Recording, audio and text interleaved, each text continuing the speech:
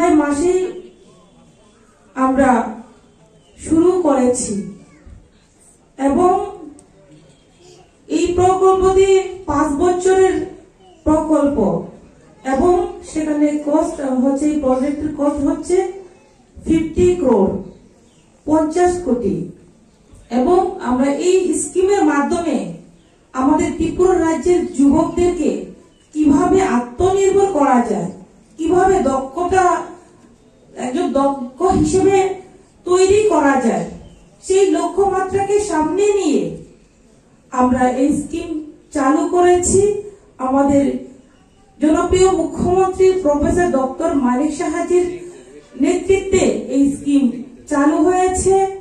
আজকে আমরা প্রত্যেকে একে অপরের সহযোগিতায় আমরা যদি চেষ্টা চালিয়ে যাই তাহলে অবশ্যই সেটা সাকসেস হবে।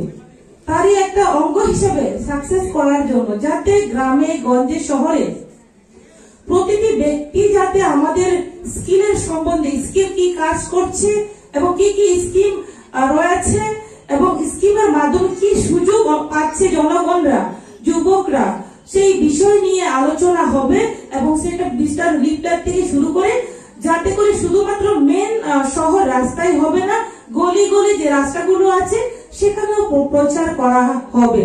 কেননা আমরা চাই ত্রিপুরাকে এক ত্রিপুরা শ্রেষ্ঠ ত্রিপুরা গড়তে, আমরা চাই এক ভারত শ্রেষ্ঠ ভারত গড়তে।